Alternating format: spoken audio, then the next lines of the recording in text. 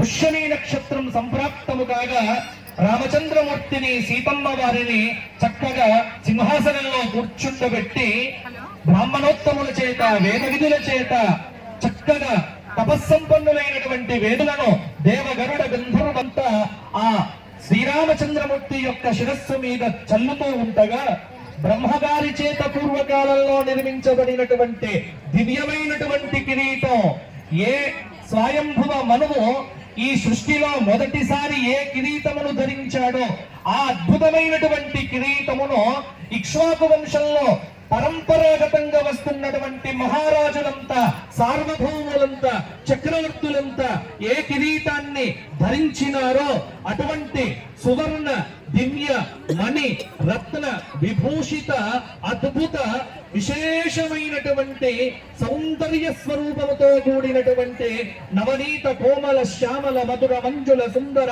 మదనారవింద సౌందర్య దివ్య తేజోమయ రత్న విలసితమైనటువంటి ఆ శ్రీరామచంద్రమూర్తి యొక్క ముఖారవిందాన్ని దేవతలంతా వీక్షిస్తూ రామచంద్రమూర్తి యొక్క శిరస్సు మీద అందరూ కరతాల ధ్వనులంతా చేస్తూ ఉండగా వశిష్ఠుల వారు వచ్చి ఆ రామచంద్రమూర్తి యొక్క శిరస్సు మీద కిరీట ధారణ చేసినాడు.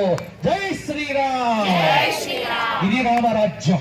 రామరాజ్యం అంటే ఇప్పుడు ప్రారంభమైంది.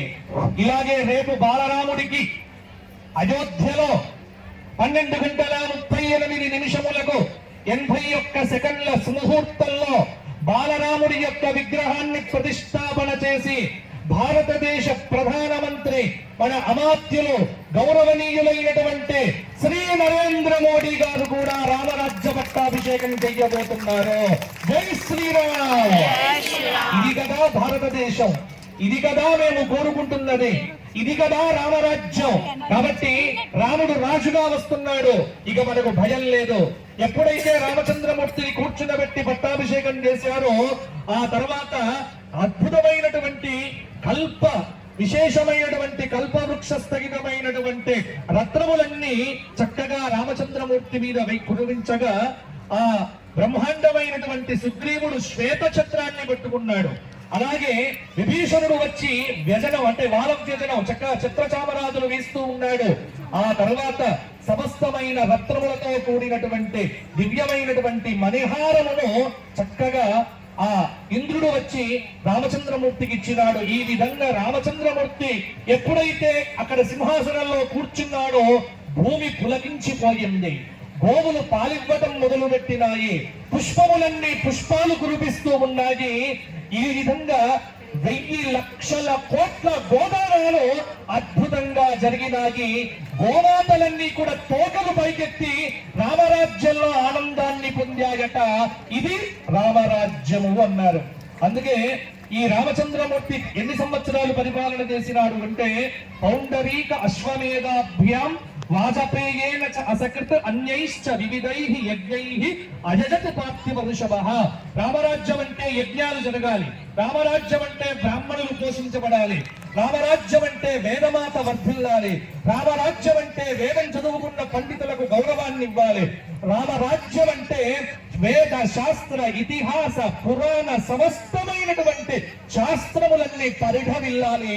అలా రామరాజ్యంలో అన్ని క్రతువులు జరిగాయి, పండితులంతా ప్రకాశించినారు. ఎప్పటికీ వ్యాధి కరోనా లాంటి వ్యాధులు రాలే, ఎటువంటి రోగాలనేటువంటివి లేవు, అందరూ కూడా ఆనందంగా ఉన్నారు అన్నారు. అటువంటి రామచంద్రమూర్తి ఎన్ని సంవత్సరాలు పరిపాలన చేసినాడు అంటే 10 వర్ష సహస్రాన్ని 10 వర్ష శతాని చ 11,000 సంవత్సరాలు రాముడు రాజ్య పరిపాలన చేసినారంటే జై శ్రీరామ్. జై శ్రీరామ్. అందుకే చెప్పండి రామో రామో రామో రామ ఇతి ప్రజానాం అభవన్ కథాః రామభూతో జగత్ అభూత్ రామే రాజ్యం ప్రశాసతి. ఇది రామరాజ్యం అంటే ఎట్లానో వాల్మీకి చెప్పినాడు. ఎవ్వరు వేరే దాని గురించి మాట్లాడుకోవట్లే, అందరి నోళ్ళల్లో రామ రామ రామ.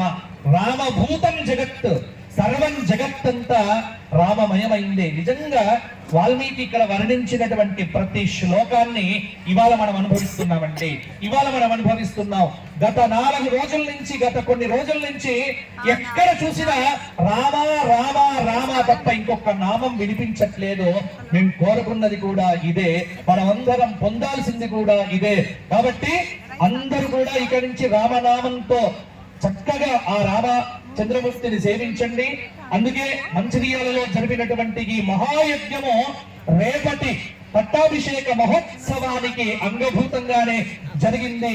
ఇవాళ యావత్ తెలంగాణలో మంచిర్యాల వాళ్ళు ఒక గొప్ప క్రెడిట్ పొందేసినారండి. ఇటువంటి యజ్ఞం ఎక్కడ జరగలే ఈ నెల రోజుల్లో కూడా. అయోధ్యలోనే జరుగుతోంది, మరల మంచిర్యాలలోనే జరుగుతోంది. కొండి ఇది కదా మీ అదృష్టం. అవోపా వారు తలబెట్టారు, మొత్తానికి ముహూర్తం కుదిరింది, ఇంతమంది హాజరయ్యారు. ఇది మనం అనుకున్నటువంటి లక్ష్యం నెరవేరింది. అందుకే రామాయణం వింటే కుటుంబ వృద్ధిం ధనధాన్య వృద్ధిం స్త్రియశ్చ ముఖ్యాః సుఖముత్తమంచ శ్రుత్వా శుభం కావ్యమిదం మహాత్మం ప్రాప్తోతి సర్వాం భువిచార్థ సిద్ధ్యం. కుటుంబాలు బాగుపడతాయి రాముడు రాజ్యానికి వస్తే. అందుకే ఆగస్టు 25వ తేదీ నుంచి, ఆగస్టు 25 గుర్తుపెట్టుకోండి, శ్రావణ మాస